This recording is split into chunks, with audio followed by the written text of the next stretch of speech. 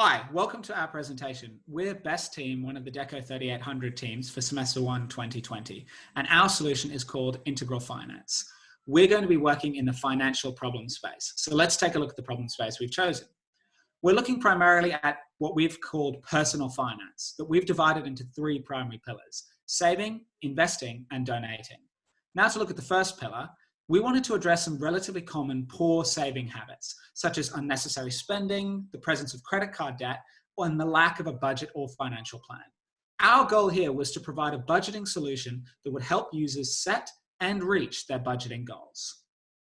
Next, we were going to look at investing and combating some of the common reasons people have to not invest, including a lack of knowledge, a fear of the risks of investing, or a perception that they don't have enough money. However, as you can see on this diagram, there's lots of investment options. So we were confident that we could provide a solution that would help users manage their investments in a way that they felt comfortable. Finally, we wanted to look at donating. There was a few issues within Australian charitable giving that we wanted to specifically target, such as that fewer people are giving money, that generosity is generally anti-correlated with wealth, that there's a lack of transparency in the information provided by charities about how they use money, and that the benefits of charitable giving are not well understood. We wanted to provide a solution that would facilitate systematic, continual charitable giving through the provision of clear and concise information. Now that we've looked at the three pillars, I'm going to discuss one of our key strategies, that being gamification. Gamification is the integration of game elements into non-game designs or activities. Some of the key areas that we wanted to look at were interaction, allowing players to cooperate and compete with one another in teams; advancement, to give players a clear sense of progression and forward momentum; and collaboration, so that players could learn from one another and grow from the experiences of others. I'm now going to hand over to Lucas, who's going to discuss the conceptual model. Thanks, Al. So after we completed our preliminary research, we were able to outline some rough ideas as to how we'd go about making this project a reality. And this is summarized in the problem statement that we've generated here. So our project boils down to a core service where we provide the user with a comprehensive finance system with three main focuses. From here, we were able to determine our system requirements. This chart outlines the baseline functionality that our project needs to implement for our project to solve the problem. So for example, our background system needs to import the user's history from their bank account. From there, we were able to outline some design guidelines.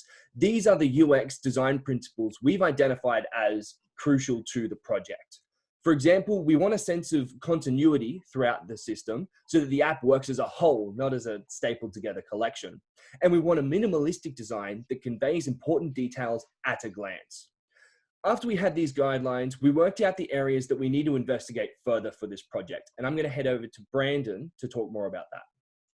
Perfect, thanks Lucas. So the areas of investigation is just basically where we're going to go from here. So firstly, we look into monetization. So this involves finding what kind of operating cost a system like this would incur to determine how much money is required to be made off it.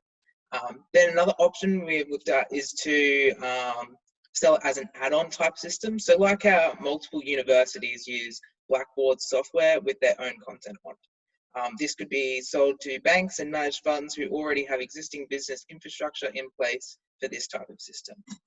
Then we head on to security and legal. So as a result of dealing with highly important data such as bank account information and passwords, a high level of security is obviously very important. So another issue which links into this security is the legal. So how can we legally hold bank account information as a third party and manage funds through bank accounts simultaneously? Then we look into ethics. So it asks the questions like, what can we do with user data? How can we fairly allow charities to be recognized? And then can we automate transactions on a user's behalf?